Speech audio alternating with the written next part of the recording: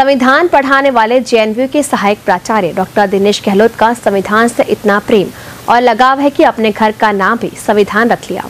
इन्होंने अपनी दोनों बेटियों का नाम भी समीक्षा और लिपिका रखा है। पेश है ये रिपोर्ट। संवैधानिक मूल्यों के प्रति नागरिकों में सम्मान की भावना को बढ़ावा देने के लिए प्रतिवर्ष 26 नवंबर को संविधान दिवस के रूप में मनाया जाता है।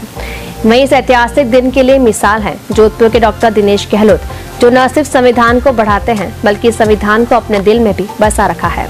संविधान के दीवाने डॉक्टर दिनेश गहलोत जोधपुर के सबसे प्रतिष्ठित जय नारायण व्यास विश्वविद्यालय में बतौर सहायक आचार्य के रूप में कार्यरत है। इन्होंने अपने घर का नाम भी संविधान रखा है।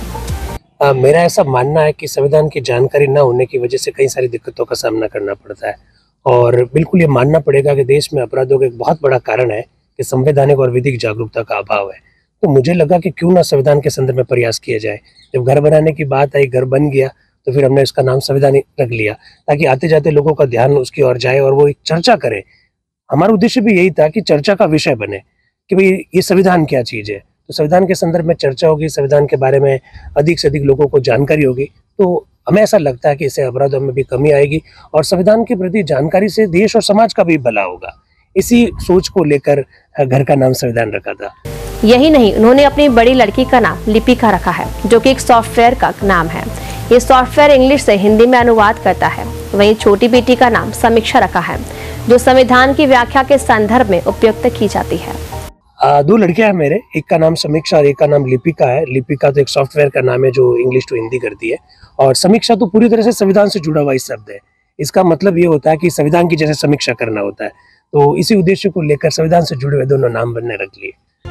डॉक्टर गहलोत की संविधान के प्रति दीवानगी भी ऐसी है कि वह अपने घर आने वाले हर मेहमान को वह संविधान की प्रस्तावना प्रति भी भेंट करते हैं।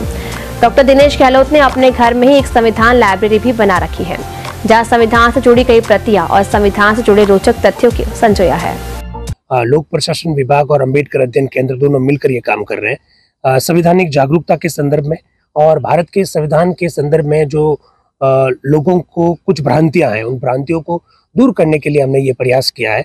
हर शनिवार को हम जोधपुर जिले के किसी भी महाविद्यालय या किसी भी विद्यालय में जाते हैं और भारत के संविधान पर चर्चा करते हैं। हमने ये महसूस किया कि युवाओं के मस्तिष्क में संविधान के संदर्भ में कई सारी भ्रांतियां हैं, तो क्यों ना उनकी भ्रांतियों को दूर किया जाए, उनकी जिज्ञासाओं का समाधान किया जाए। इसी को लेकर हमने ये अभियान छेड़ा है और इस संदर्भ में अब तक हमने 14 कार्यशालाएं कर रखी है। जोधपुर से बाहर जाकर भी हमने ये कार्यशालाएं की है। हमने बीकानेर में की है, पिपाड़ में की है, बावड़ी में की है, हमने मथानिया में की है, तिवरी में की है, मोगड़ा में की है, फींच में की है। इस तरह की 14 टोटल कार्यशालाएं आयोजित हो चुकी है।